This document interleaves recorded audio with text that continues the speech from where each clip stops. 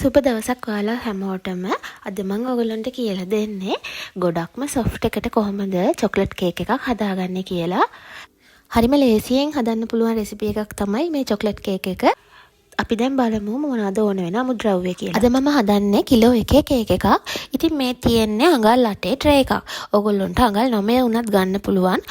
චුට්ටක් උස්සට වගේ හදා ගන්න ඕන නම් අඟල් 8 ගන්න. චුට්ටක් ෆ්ලැට් එකට හදා ගන්න ඕන නම් අඟල් 9 ගත්තට කමක් නැහැ. මම මේ ට්‍රේ එකට බටර් ටිකක් ගාලා ඊට උඩින් තමයි ඔයිල් පේපර් එක දැම්මේ. ඔයිල් පේපර් එක දැම්මට පස්සේ ආපහු බටර් ගන්න එපා. අද මම ඇස්ට්‍රා වලින් තමයි මේ කේක් එක හදාගන්නේ. ඕගොල්ලොන්ට බටර් වලින් උනත් මේ කේක් එක හදාගන්න පුළුවන්. මම ඇස්ට්‍රා අරගෙන තියෙන්නේ කූල් එක අයින් කරලා කාමර උෂ්ණත්වයට අරගෙන තමයි ඇස්ට්‍රා මම පාවිච්චි කරන්නේ. මම මෙතන ඇස්ට්‍රා ග්‍රෑම් 250ක් අරගෙන තියෙනවා. ඊළඟට මම මෙතන සීනි ග්‍රෑම් 250ක් අරගෙන තියෙනවා. සීනි ගද්දී ලොකු කැට තියෙන සීනි ගන්න එපා. පොඩි කැට තියෙන සීනි ගන්න. ඒ වගේම තමයි සීනි බ්ලෙන්ඩ් කරලා ගන්න එපා. එහෙම බ්ලෙන්ඩ් කරලා ගත්තොත් දවසක් දෙකක් යද්දී කේක් එක හැදුවට පස්සේ වේලෙන්න ගතියක් එනවා. ඊළඟට මම කේක් පිටි ග්‍රෑම් 250ක් අරගෙන තියෙනවා. මම නිකන් පාන් පිටි නෙමෙයි ගත්තේ කේක් පිටි. මොකද කේක් පිටි වලින් හැදුවම ගොඩක් කේක් එක සොෆ්ට් එකට හදා ගන්න පුළුවන්. මම බිත්තර ග්‍රෑම් 250ක් අරගෙන තියෙනවා. මම බිත්තර කටුවල බර අයින් කරලා තමයි ග්‍රෑම් 250 අරගත්තේ.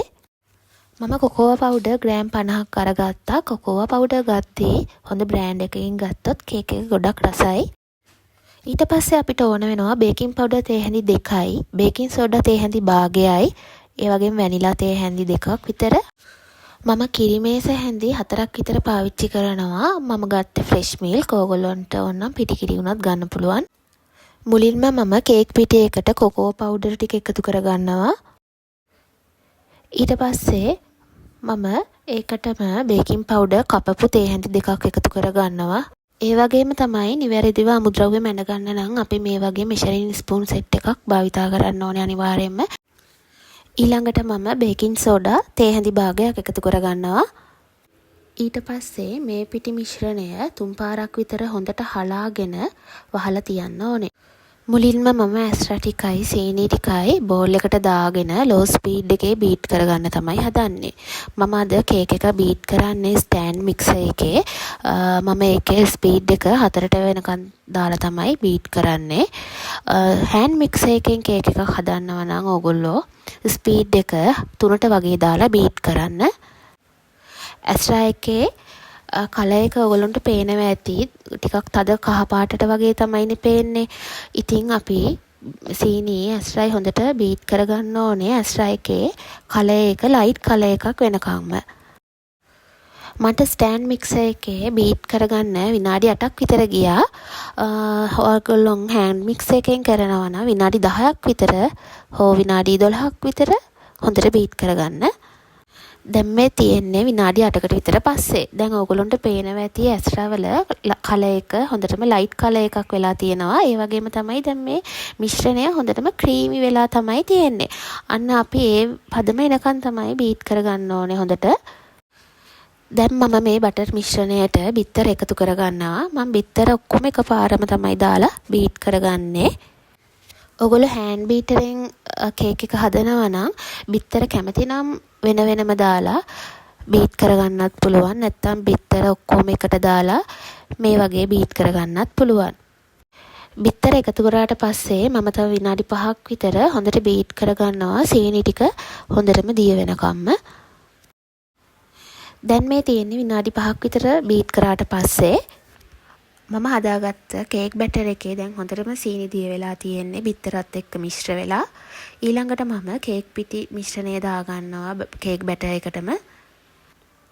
කේක් පිටි ටික දාගත්තට පස්සේ ස්පැචුලා එකෙන් මම මේ විදිහට කේක් පිටි ටික කලවම් කරනවා.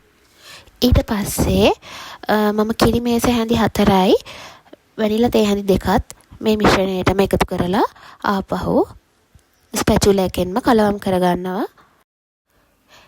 කිරි සහ වැනිලා එකතු කරගත්තට පස්සේ මම මේ මිශ්‍රණය ආපහු විනාඩි 2ක් විතර හොඳට බීට් කරගන්නවා. මම හදාගත්ත කේක් මිශ්‍රණය මම කේක් තැටියට දාගන්නවා.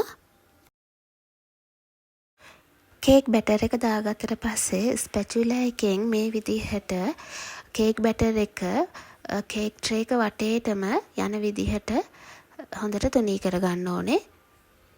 එක හා සමානව තුනී කරගන්න ඕනේ. මොකද නැත්තම් කේක් එක බේක් වුණාට පස්සේ එක පැත්තක් උස වෙන්න පුළුවන්. ඊට පස්සේ කේක් බැටර් එකේ තියෙන එයා බබල්ස් නැති වෙන්න 3 පාරක් 4 පාරක් හොඳට ටැප් කරගන්න ඕනේ. දැන් මේ හදාගත්ත කේක් බැටර් එක oven එකට දාන්න කලින් oven එක අනිවාර්යයෙන්ම විනාඩි 10ක් විතර ප්‍රීහීට් කරලා ගන්න ඕනේ. ඒ වගේම තමයි තව වැදගත් වෙන කරුණක් මම ඕගොල්ලන්ට කියන්නම්. මේ තියෙන කේක් ට්‍රේ එක oven එකේ තියෙන්න ඕනේ හරි මැද. කේක් ට්‍රේ එක දැම්මට පස්සේ කේක් ට්‍රේ එක උඩ අවසන් වෙන තැනයි කේක් ට්‍රේ එකේ යට අවසන් වෙන තැනයි අතර පරතරය සමාන වෙන්නත් ඕනේ. මම අංශයක් 160 උෂ්ණත්වයට තමයි කේක් එක බේක් කරගත්තේ විනාඩි 40ක් විතර. කේක් එක බේක් වුණාද කියලා බලන්න මම මේ විදිහට ටූත් පික් එකක් දාලා බලනවා. ටූත් පික් එකේ ඇලිලා එන්නේ නැත්තම් කේක් බැටර් එක ඒ කියන්නේ කේක් එක හොඳින් බේක් වෙලා. ඔයගොල්ලෝගේ oven එකේ විනාඩි 40ක් ගියාට පස්සෙත් බේක් වෙලා මදි වගේ දැනෙනවනම් තව විනාඩි 5ක් විතර තියන්න. එතකොට හොඳට බේක් වෙලා එනවා. ඉතින් මේ තියෙන්නේ මම හදාගත්ත චොක්ලට් කේක් එක. ඔයාලට පේනවා ඇති කේක් එක හොඳ ලස්සනට බේක් වෙලා තියෙනවා. උඩින් කර වෙලත් නැහැ. මම ගානට උෂ්ණත්වය දාලා තමයි හොඳට බේක් කරේ. ඒ නිසා හොඳට ලස්සනට බේක් වෙලා තියෙනවා. කේක් එක හොඳට නිවෙන්න මම කූලින් රැක් එක දාගත්තා. මම හදාගත්ත චොක්ලට් කේක් එකකින් කෑල්ලක් කපලා ඔයගොල්ලන්ට මම පෙන්නන්නම් කොහොමද තියෙන්නේ කියලා. කේක් එක හොඳට බේක් වෙලා තියෙනවා. ඒ වගේම තමයි කේක් එක හරිම සොෆ්ට් මෙහෙම අල්ලද්දී. ඒ වගේම තමයි මේ කේක් එක හරිම රසයි. චොක්ලට් කේක් එක ගොඩක් රසයි. පොඩි අයිසින් ලේ එකක් එක්ක කද්දී. ඒ නිසා මම දැන් හදන්නේ කේක් එක දෙකට මැදින් කපලා පොඩි අයිසින් ලේ එකක් දාගන්න.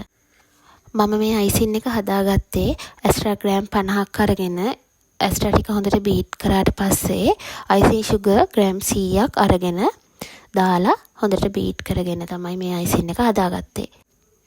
මේ තියෙන්නේ ඉතින් අයිසින් එක දාලා හදාගත්ත චොක්ලට් කේක් එක. ඔයගොල්ලන්ට පේනවා ඇති හරිම සොෆ්ට් එකකට ඒ වගේම තමයි හොඳට බේක් වෙලා තියෙනවා. ඔයාලට මේ චොක්ලට් කේක් එක හදද්දී මොනවා හරි ගැටලු තියෙනවා නම් මේ වීඩියෝ එකේ කමෙන්ට් එකක් දාන්න. එහෙනම් මේ වගේ වෙනත් ලස්සන වීඩියෝ එකකින් අපි නැවතත් හමු වෙමු. ඔයාලා හැමෝටම සුබ දවසක්.